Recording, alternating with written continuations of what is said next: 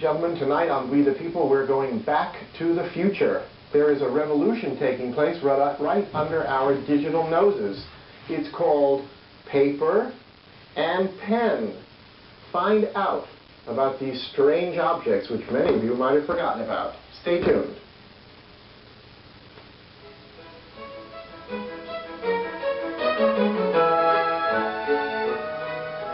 Studios of the Comcast Communications Network, this is We the People.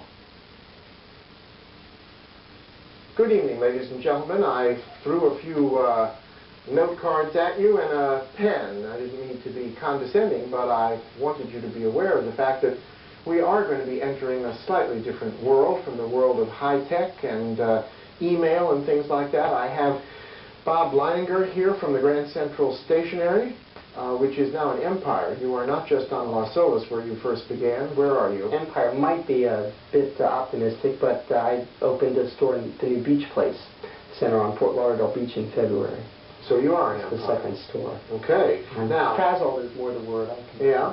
Now tell me something. Has email actually supplanted pen and paper as a way to communicate, or are we going to see a survival of old ways of doing things? Oh, we'll definitely see a survival. I think that I've seen a bit of a resurgence in using the old-fashioned snail mail, I guess as they call it. Snail mail is the kind of thing that you have to go through the put stamps on. Right. But it's much more tangible than email. I think what I have found is that people have used email, and I use email myself, and it sort of leads them into communicating and seeing how much fun it is to send letters or receive letters and mail. But it's very, it's on the screen and then it's gone. Where if you send a letter and you take the time to actually compose the letter and write, when you get a letter in the mail, it's something tangible and you can keep it and reread it. And I think they sort of complement each other. Describe your customers to me. Oh, how long is the show? When somebody walks in the door, give me a profile of the kind of people who come into a stationery store. We have a very, very diverse group. More men than women, more old than young? It seems to be more men than women. More men come in? I mean, more women than men, I'm sorry. Men usually require more attention because they're maybe at a loss as to what type of cards that they're looking for. But I do have customers who are card freaks, if you want to call them that they like, and that can be any age group, any people sex. Who buy cards without sending them? There are those, and I like them very much. But there are a lot of people who really, they come into the store and they can spend an hour looking at cards and maybe buy one or two cards because they just enjoy the experience of looking at cards and they want to find that right one, and they know it's there somewhere, but they just have to take the time to find it. Speaking of knowing there's a card there somewhere, you have brought some cards. We're going to be talking about fine paper and stationery, but let's whet people's appetite for a little bit. And I know that you have. I think I'm going to be the easel, the human easel, and I know that we have put two of these together. So I'm going to hold them up so Jerry can get a shot of them, and then you'll explain to me what we're looking at. The reason why we're pairing these two is because the one in card there is the card there. I don't know if that's stage right or the. That card is a reproduction of a Victorian greeting card, so that is how they actually would have appeared. It's an authentic reproduction, and it just gives an idea of how greeting cards used to be, and of course this is now available as well. The other extreme, we've got this one. I try to have cards that are very topical. This was maybe topical last year, but it's still selling very well. It's an absolutely fabulous card, and I don't mean that as a descriptive term. I mean it as from the situation comedy, absolutely fabulous, which sort of has a very definite cult following in this country. It's an English comedy. Do you sell dirty cards? Yes, I do. You do? Uh-huh. Okay, so people should know that even their prurient desires may be You can get a card for your grandmother and for your mistress, I guess, at the same time. Uh-huh. We're going to take, we have some film that you actually provided us with, because this is going to be our introduction to our segment about fine paper, so people realize that you aren't just wedded to Xerox paper or whatever paper you use in your printers, but there actually is a whole history of and experience of the fine kind of stationery that you can obtain. And so I'm going to wait for the cue that that's actually begun, and then we're going to come back to it after just a couple of minutes, but we're going to actually see what it is like to prepare the fine fibers that eventually our, pens get to mark. They glide like silk over. Exactly. While we're waiting for that to happen, my question to you is, what in your estimate is the best paper in the world or in the United States? Well, there's no question it's Crane. And I feature many types of paper and many manufacturers of paper in my store, but Crane is 100% cotton paper. I believe, as you'll see in the segment, it's totally recycled. It uses scraps of cotton left over from clothing manufacturers, real cotton left over on the cotton gin. It's totally recycled paper that is... We're going to watch it right now, so we'll talk about more as soon as we see this rather fascinating...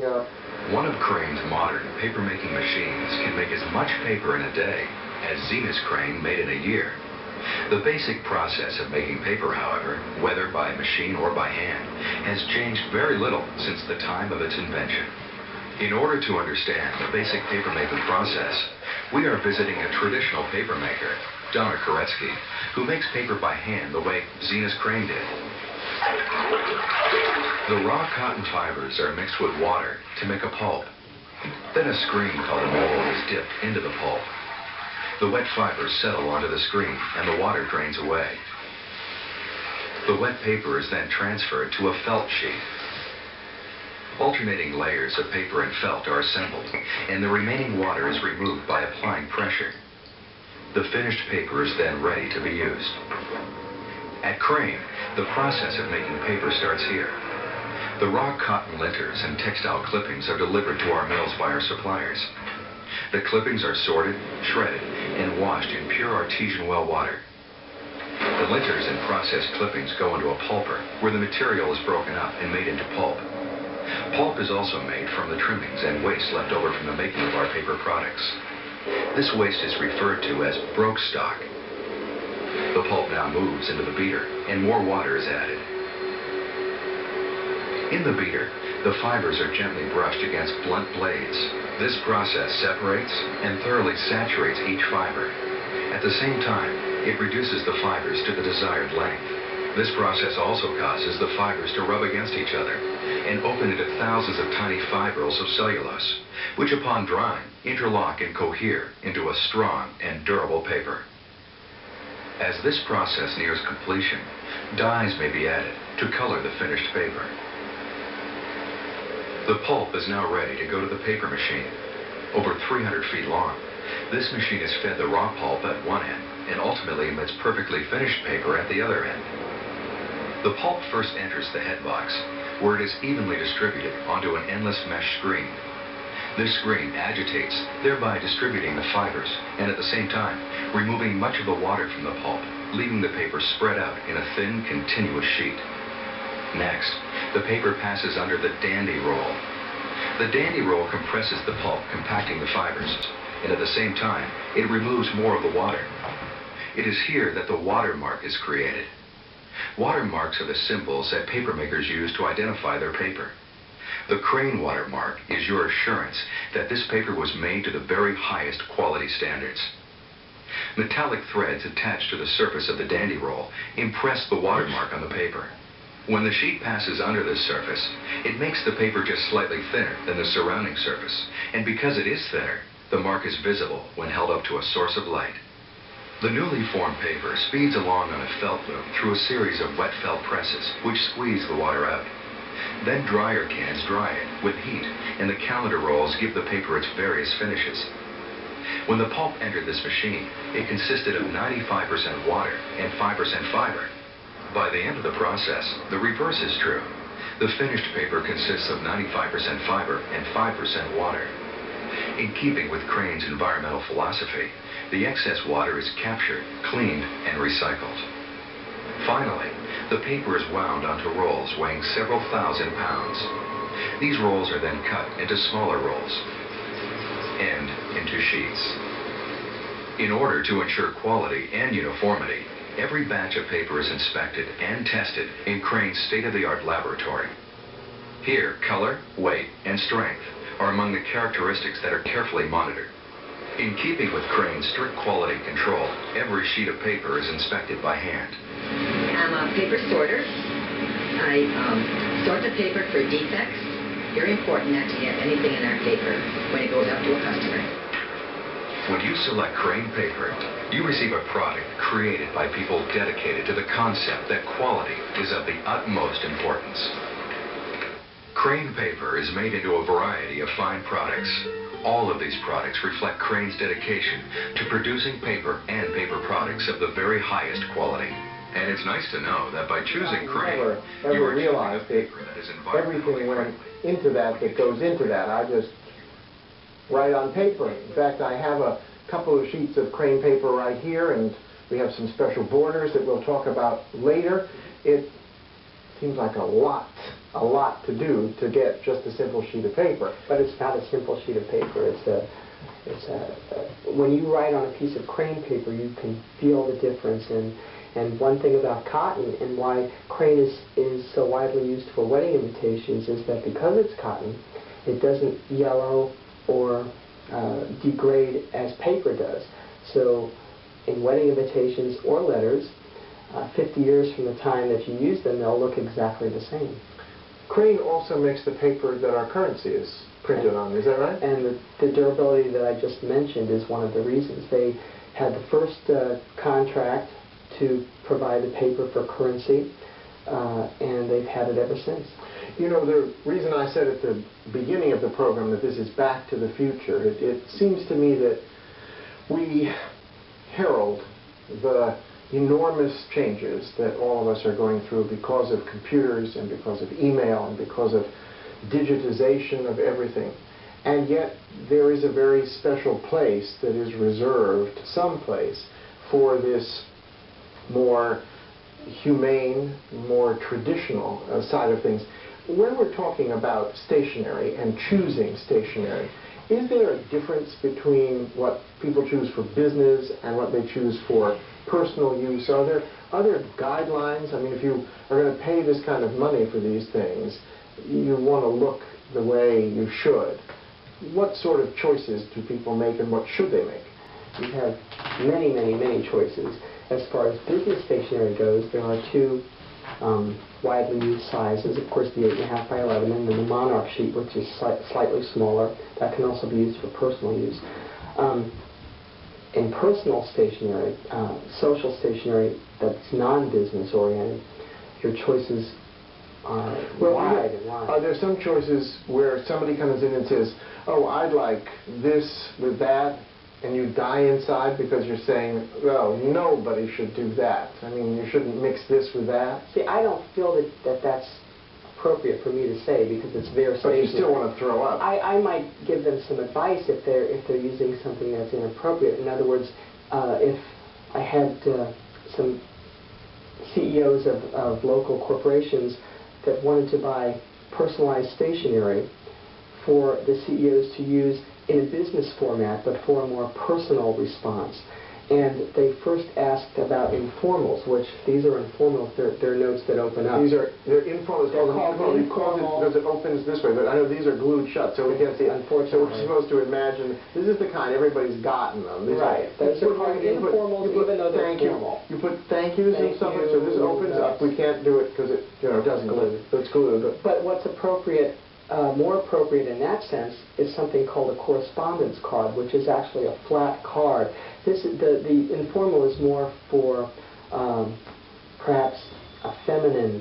So there's male and female in this kind of stuff. It blurs, but I think that so it's not manly. It's not manly for a man. It's not as manly, if you want to put it that way. So a man should use the card. And I think so. And then also something that gets them to use it is tell them that when you have the card and you have their name engraved on it and you write real big, you don't have to write much. Mm-hmm. 2 lines. But if you make a mistake, those cost a lot. I have those. But if you figure you know, people, because you usually buy them in hundreds, and you see maybe $160 for 100 cards and envelopes with the address on the envelope and your name on the card. But if you divide that by 100, it comes out to $1.60. That's a lot. A greeting card costs much more than $1.60. Sure. So, are there certain typefaces, certain colors, certain designs, certain envelopes, certain anythings that are, let's say, today, or is this just timeless stuff? So that's Crane is fairly timeless, but they also, for instance, this particular one here is a new color that they just came out with called, peach. I don't know why, they call it Aurora. Aurora, because they don't know, because they're colorblind, that's why. Well, I don't know what, but that is supposed to be the new color for this year, Aurora, and it is a sort of a delicate peachy, pinky kind of color. And you see that particular one is engraved in a Now, is this the color to have? I mean, is this... This is the color to have this year in social stationery. And will it change next year? Does this fade like, you know, all Crane usually redoes its catalogs about every 5 years, so it's not something that changes yearly. Now, they put a lot of thought into what new one of the things is that, you know, in this stuff, this is really micro sophistication, because around the edge of this is gold leaf. Right. And around the edge of this one is blue. And I guess, you know, it isn't gnomes in the forest that do this, it's gnomes in the crane plant that does it. And we have this to me is mind-boggling. It's fascinating. Because we're going to show some human beings who spend their lives putting these little borders on here. And we're going to get the cue in just a couple of seconds, and then people are actually going to see what it goes through. Because, I mean, again, the thing that so fascinates me is that we have the two extremes. We've got the fast-moving stuff, and here we go. Stationery facility in Dalton, Massachusetts. Every step of the process in making our stationery is performed by people who share Zenas Crane's commitment to producing a product of unsurpassed quality. Many of these products are still made by hand by skilled craftspeople. Here in the bordering department, colored borders are applied to our stationery to further enhance the beauty of the paper. Applying a border is a highly skilled job performed completely by hand. It can take up to 12 months of training to become a hand borderer. First, the borderer fans out the sheets, making sure that the exposed edges of each sheet are equal in size, ensuring uniform border widths. Then the ink is applied across the exposed surface of the sheets, creating a border on two sides. After drying, the sheets are fanned in the opposite direction, and ink is applied to the two remaining sides, completing the bordering process. Creating gilded edges on menu cards and place cards is another specialized craft still practiced at Crane. The process begins by fanning out the cards and putting them in a vise. The edges of the cards are then shaved off and smoothed to create a beveled edge. A light coat of glue is brushed on, and then 23-karat gold is applied to the edges. The process is complete after applying gold to the remaining sides. Pride in one's work and attention to detail are traditions that are still very important to the people who work at Crane. If you want a good product, then you have to take that extra time. If I don't put out a good product, then it won't sell. That's the way I feel. If you put out a good product and you sell it, then you're going to have work. And I think all the girls that work here...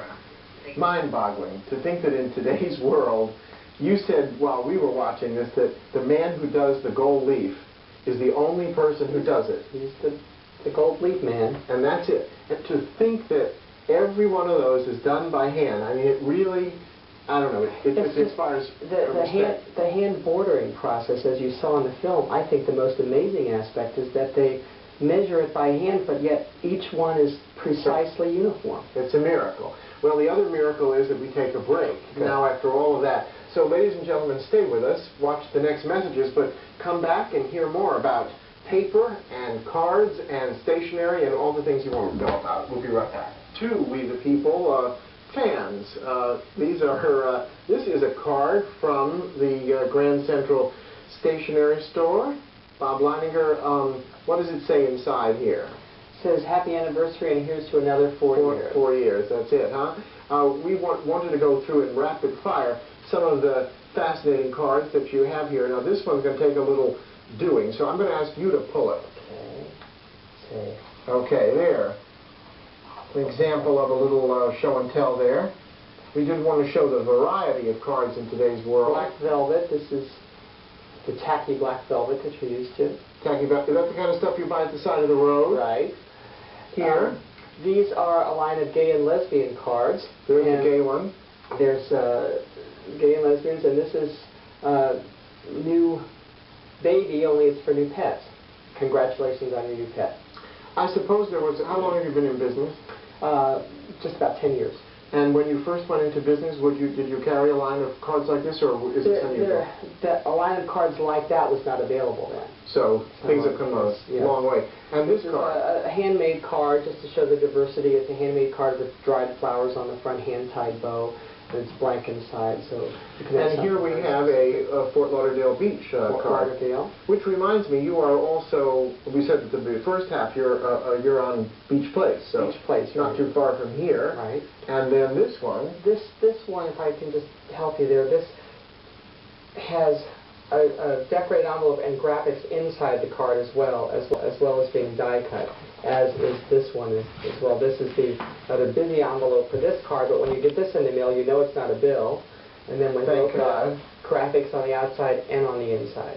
Somebody's going to figure out how to do that. How many cards do you actually carry?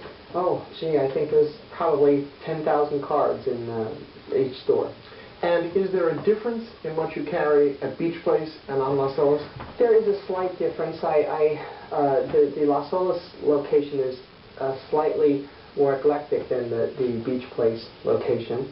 But by and large, about 90% of the cards are shared between the two stores. And then I carry more, if I may say, tourist-oriented cards at Beach Place, tropical scenes, and at the Las Olas store I might carry, if I can classify them as intellectual cards, more blank cards as opposed to... So that gives an opportunity, that belies the notion that you buy a card when you can't say something.